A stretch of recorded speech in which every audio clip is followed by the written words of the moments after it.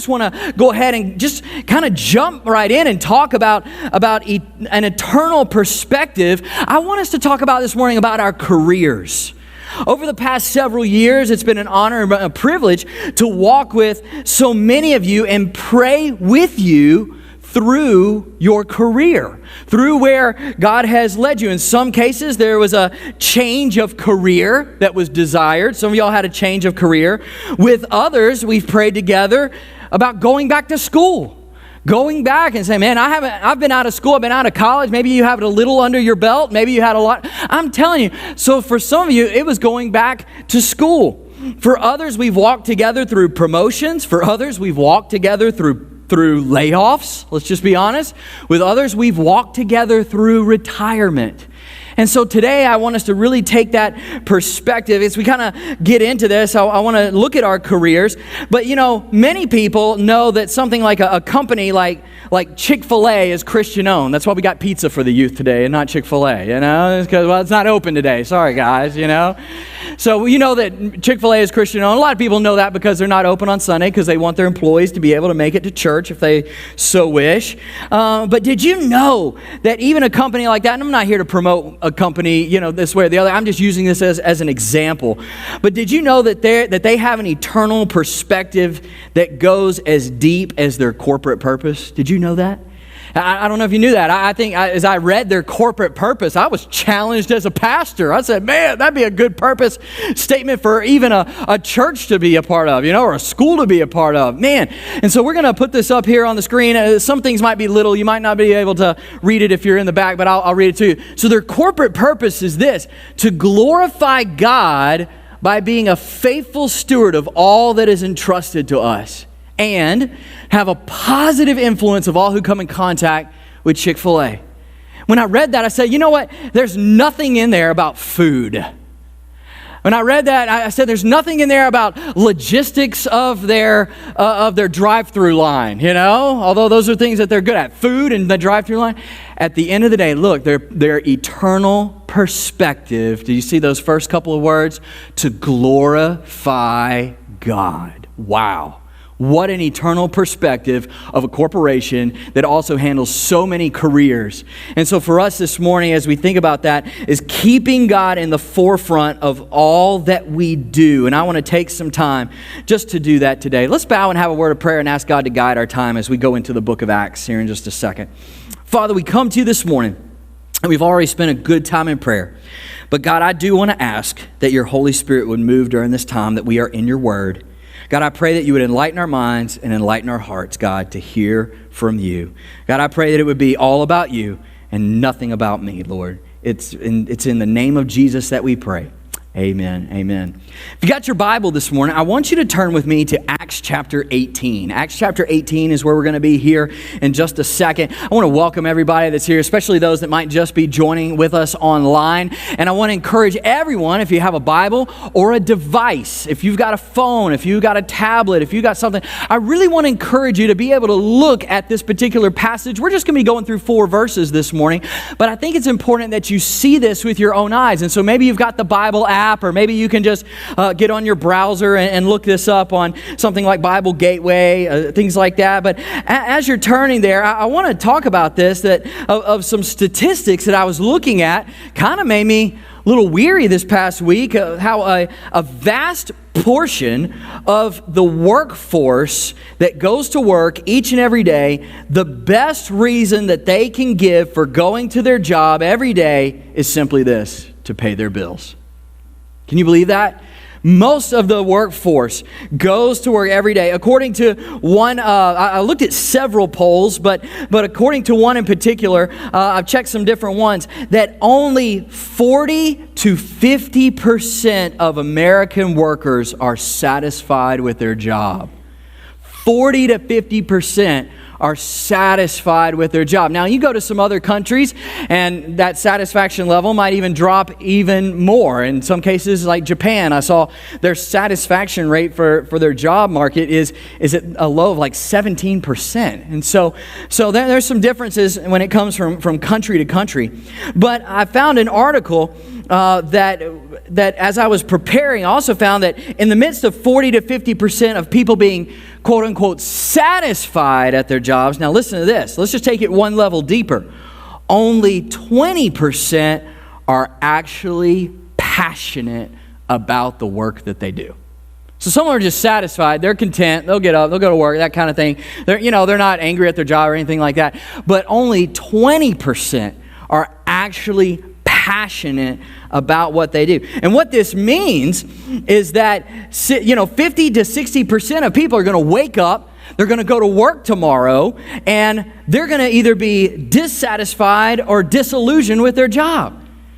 50 to 60%. They're dissatisfied. And you just take the alternative of that 20%, and that means that 80% of workers aren't passionate at all about what they do.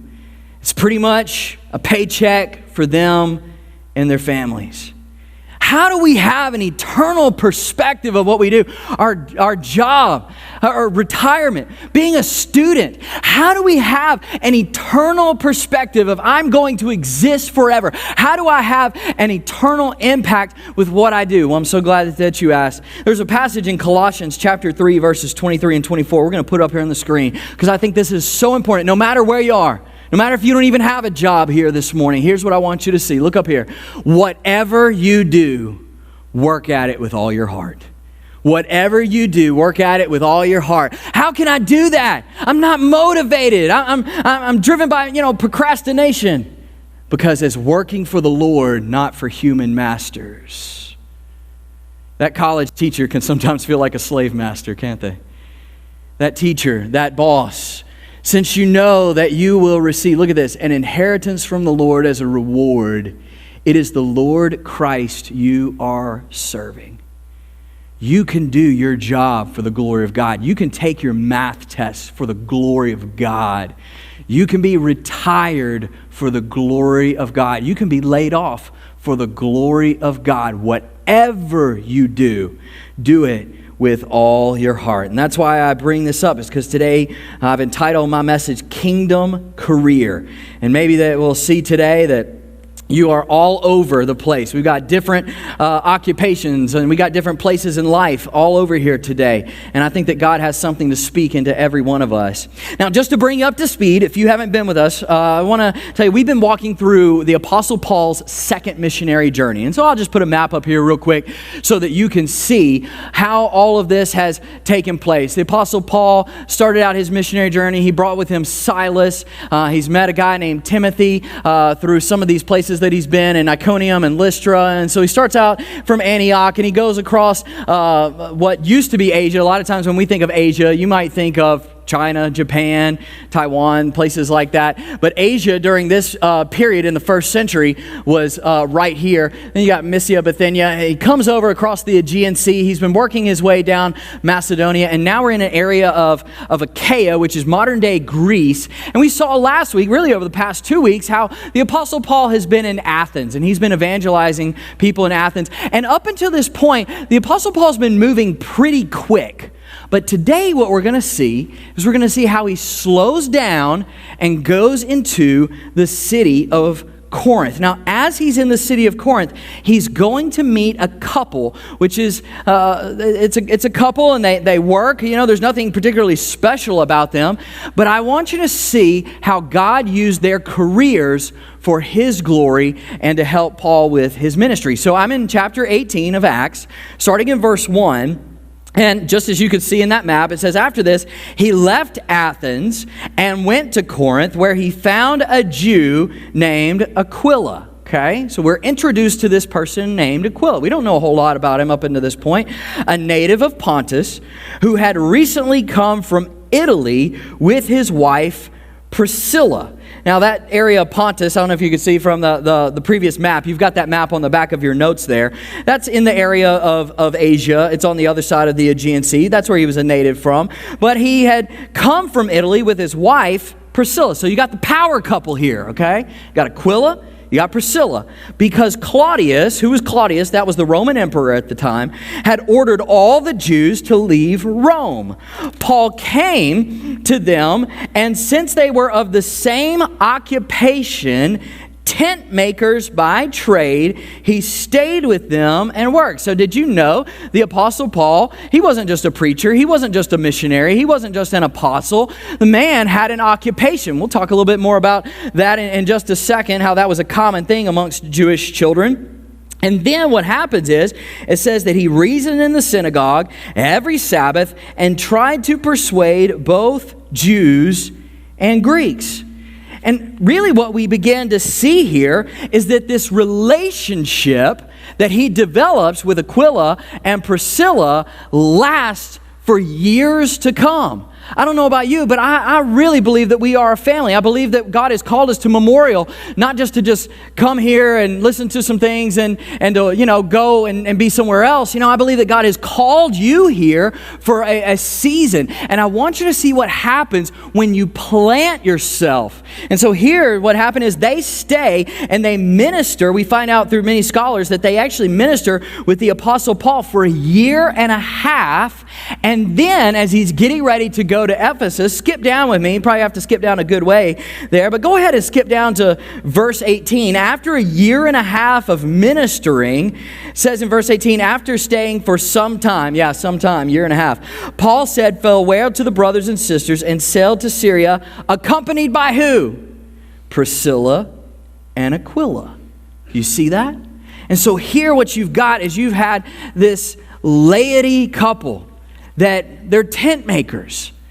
And God is using them powerfully. I mean, their names are in the Bible. What if your name was in the Bible, God's using them powerfully in the ministry as the church is beginning to grow. And so I want us to observe how God used this couple who are always named. What's interesting about this, they're always named together. That's why I call them the power couple, because they're always named together. Aquila, Priscilla, or Priscilla and Aquila, they're always named together. They were in tune with Christ. They were in tune with one another to accomplish God's purpose with their life. And so I want us to see how our careers aren't just jobs to put food on the table, although that might be the thing that's staring us mostly in the face, but they are a place that God strategically places us for His work. So if you got your notes this morning, I just want to write down three simple things.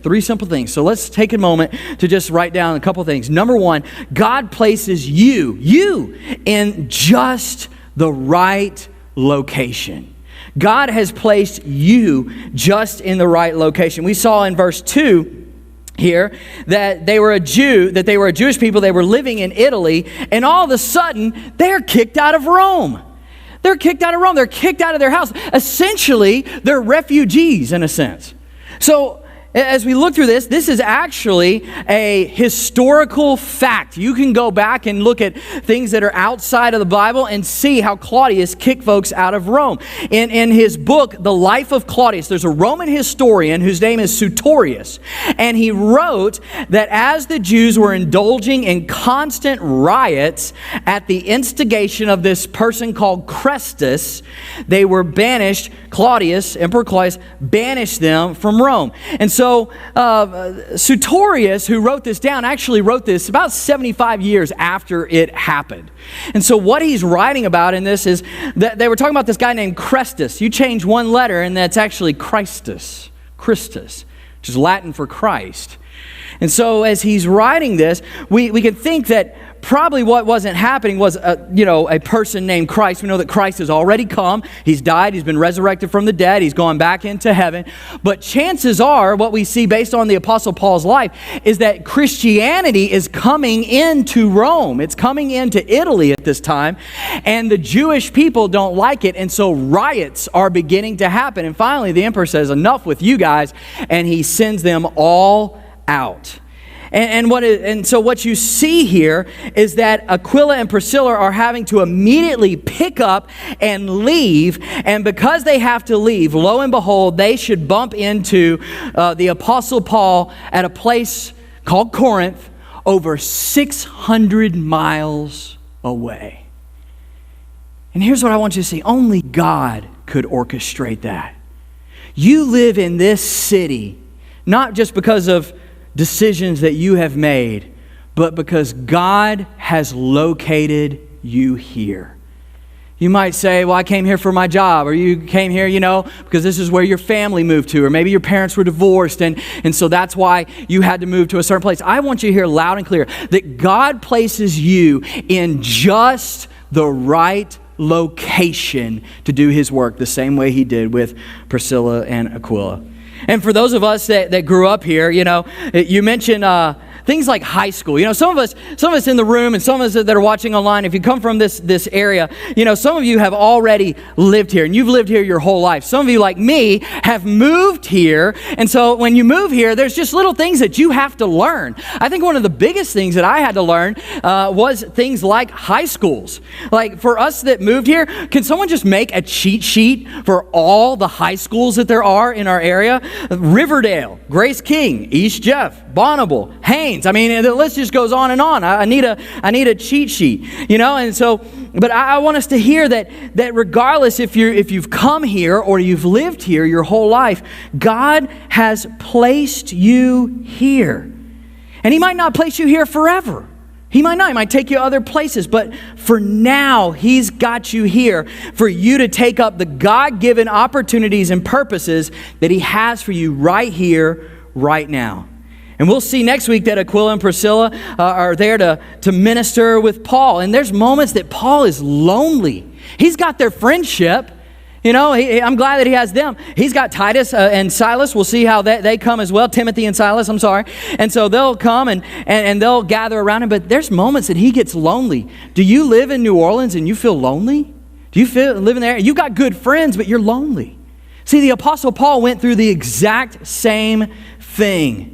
And so I want you to hear this as I'm walking through, because my heart's convicted and broken over something that I want to share with you.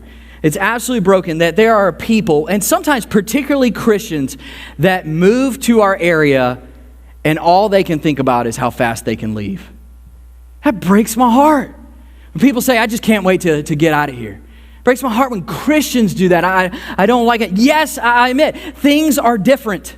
As we talk about Corinth, I'll explain some more about Corinth. Corinth was a port city. Reminds me of this other place I know. Corinth was a place of immorality, particularly sexual immorality.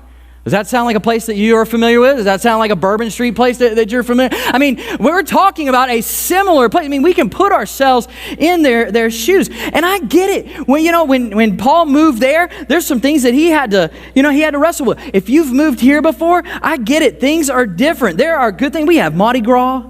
We've got great food. We've got king cake. I saw on social media over and over and over. This isn't part of the sermon, but over and over, people were coming down to New Orleans, get their king cake, and then taking it back to wherever they're from. And we have king cake, but on the flip side, we also have hurricanes. We also have sweltering summers. We have crooked politicians. We have crime. We have every other state around us has counties. We have parishes. We're different. And for all kinds of reasons, some people just can't get away fast enough. And God is looking at you and me this morning, and He's saying this: I want to use you here, in this city, in this area, at your job, at your school. I have you here for a reason in this location. And like Aquila and Priscilla, God has placed you in just the right place for His purpose. And that brings us up to point number 2. God, why do you have me here? Why do you have me in this location? Second thing, because He's got you in the right location, giving you just the right occupation. Giving you just the right occupation. If we see halfway through verse 2, we see that it says Paul came to them since they were of the same occupation. Tent makers by trade. He stayed with them and he worked. Now, the Greek word for tent maker can also just refer to a leather worker, okay? So they might have made some tents, but they might have done some other things with leather and skin and things like that. It's a trade that included making tents, but often things were also just made simply out of leather. Now, this is fascinating. Listen to this. For Paul, in his Jewish background, this is as one scholar wrote, Jewish rabbis did not accept money from their students. You got to remember, Jewish rabbis, they were there, they would teach their students, they would gather around them, usually young men, sometimes they were under the age of 20. In fact, I personally believe that some of our disciples, some of the 12 disciples, were under the age of 20. There's some things that kind of give us some indications of that. So they might have been 17, 18, 19, as Jesus is doing his ministry with them. But Jewish rabbis did not accept money from their students, but earned their way by practicing a trade. Listen to this. All Jewish boys were expected to learn a trade no matter what profession they might enter. So they had to have a trade.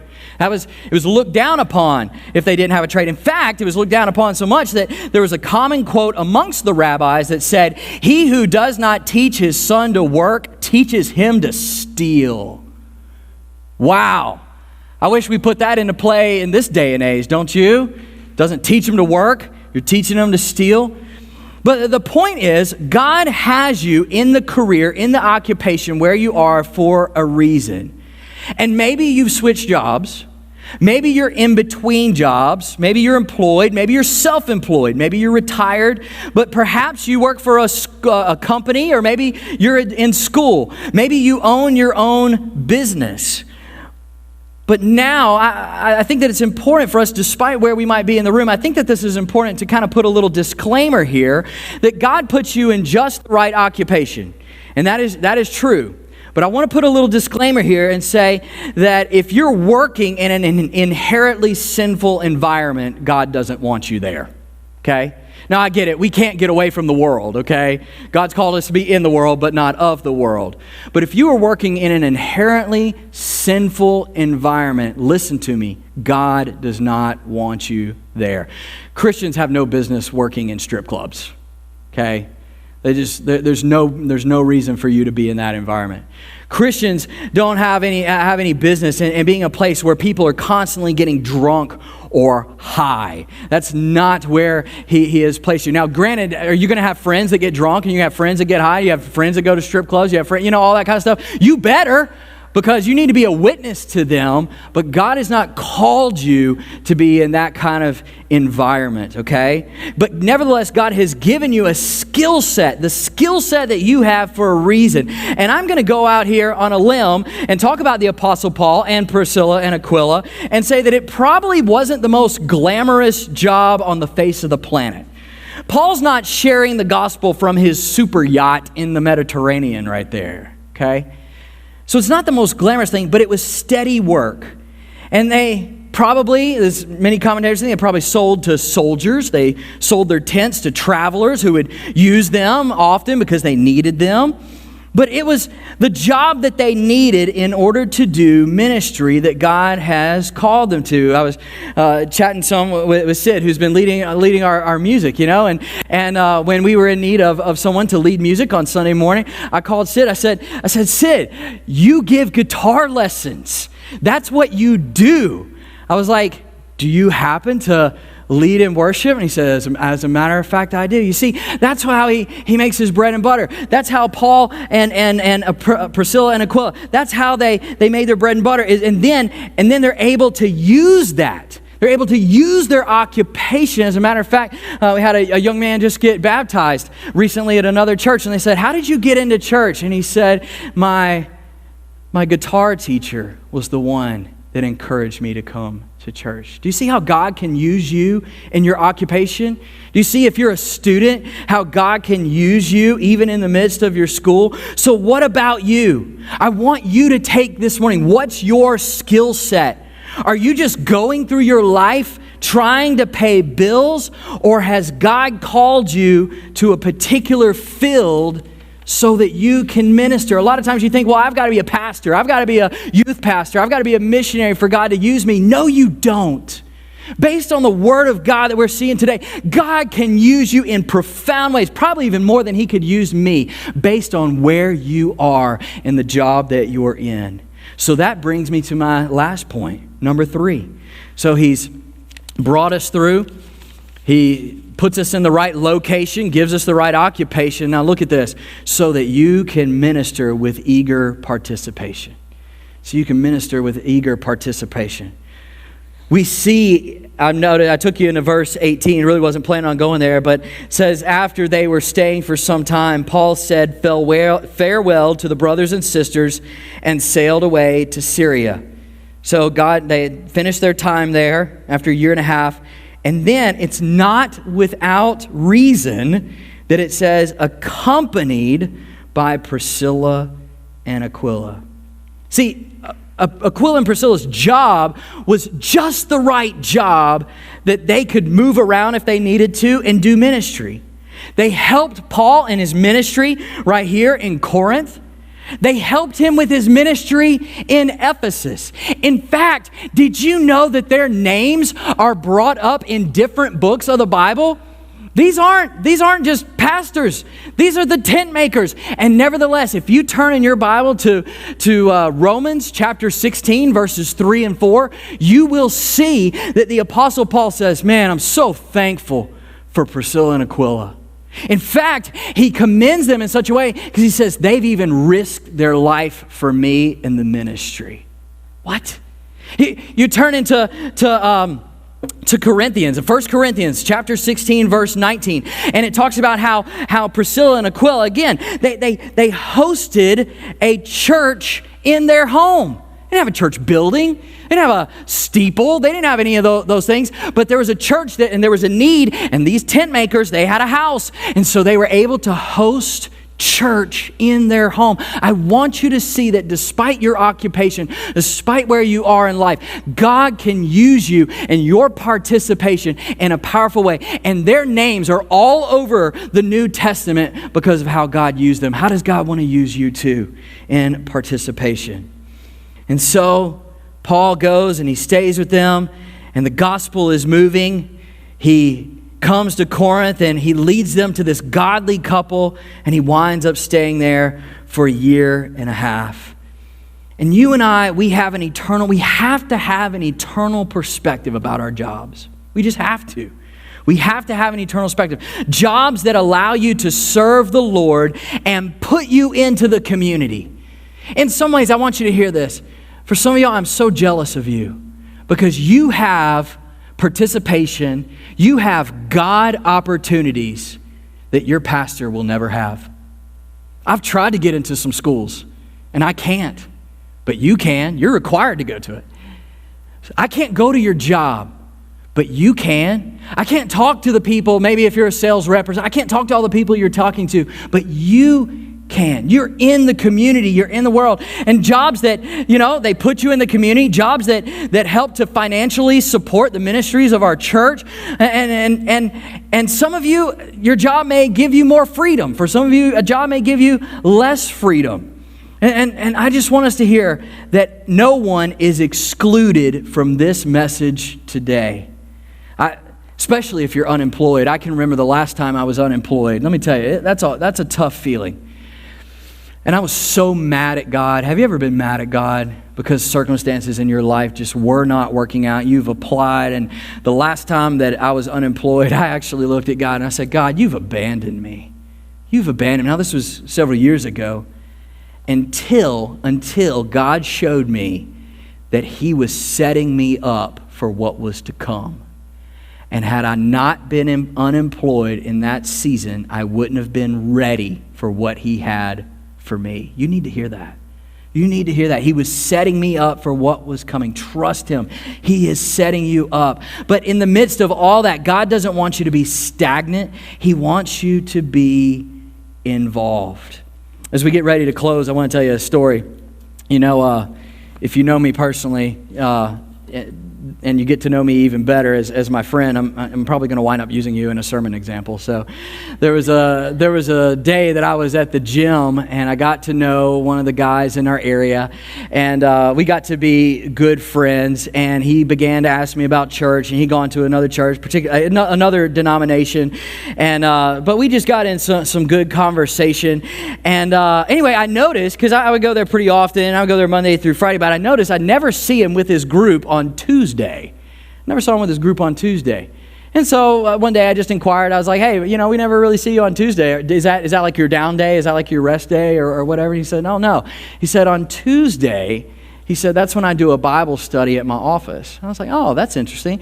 I said, what do you do? And it had this interesting job. I'm gonna butcher this, but he had this really interesting job. He didn't work on dentures, but he worked on people's teeth, where essentially he created false teeth that fit on top of your teeth. You can get his name from me later if you need some teeth, all right? But anyway, he worked on teeth. And so he said, I tell you what, how about you come by my office sometime? And he said, and I'll take you out to lunch and we'll talk about what God is doing in our life. I said, that sounds great. So I walk into his office and it was a little weird. You've got rows and rows, and you have employees that are, no lie, like they're using these tiny little tools, and he's taking all these molds, and he's working on people's teeth. But nevertheless, every Tuesday at 6 o'clock in the morning, he has a Bible study right there at his office. That's how God uses him. We went out to lunch and we had a great time. We talked about the Lord the whole time. He's not a preacher. He's not a missionary. He is in his own world, but not, maybe vocational or anything like that. And I just want you to hear his story, and I want you to be able to adapt that into your story, that God has put you in just the place that he wants you, even now. How will you use this time in your life for him? How will you use it for his glory? It doesn't have to be spectacular, but it is eternal what you do for him in this moment. So let's bow and have a word of prayer.